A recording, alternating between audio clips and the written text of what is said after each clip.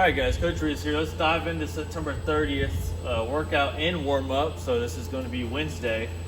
So the warm-up, we're going to start you guys off with some halo bands, get the hips moving. We're going to go ahead and stretch them out, doing a 30-second pigeon pose, left and right, okay?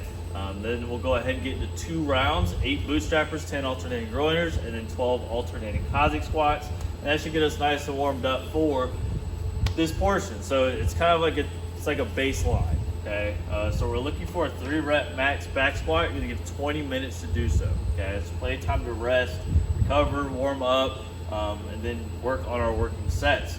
So we want to look for a 3-rep max. Then we're gonna go ahead and transition to a different type of baseline. Workout number 2, which is a 3-minute AMRAP, doing max rep burpees. You're gonna also have 3 minutes of rest, and we're gonna do 3-minute AMRAP with max calories on the bike. So this right here, a little bit more cardio based. We got a little bit more of a strength piece up here. So let's go ahead, let's dive into the movements, and then we'll talk about some things we can do outside of here, okay?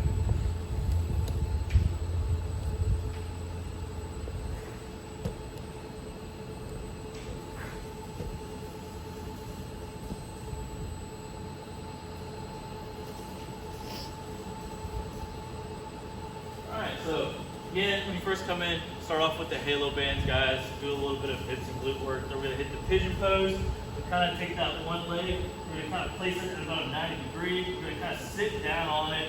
You kind of start with your chest all the way up, and then as we dive into it, we kind of start leading into it, really activating, stretching out that glute and hip area. So we'll do 30 seconds on one side, 30 on the other, and then we'll go ahead and start off the bootstrappers. We'll take the hands, strap the toes, bring the hips down, kind of push the knees out. I'm gonna keep my chest up, and then I'm gonna go ahead and push those legs and knees back out as straight as I can, getting a nice good pull on those hamstrings, right? Then we'll also do the alternating groiners. We'll kind of plank out, take one foot, kind of really drive it all the way up to that hand as we can, and we're gonna kind of think of a couple things, right? So we're gonna go ahead and kind of take that knee, push it all the way out, and also kind of get that hip, push it down, keep that torso as upright as we can, okay? And then we have the Cossack squats, right? So we have a wider position with our legs. I'm gonna shift my weight to one side, keep my arms up to kind of help keep that torso upright and send the hips back. This length of the leg should be nice and locked out, and that back foot here should be planted, meaning I don't need a bend at the ankle, okay? All right, so once you get 2 rounds of that, we're gonna start working on the 3-rep max back squat. So a couple things for the back squat. We're gonna take them off the rig.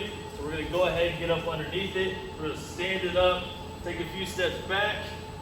So I got my feet about shoulder width apart. I got my arms nice and tight, locked in here. I'm gonna take a nice big breath in.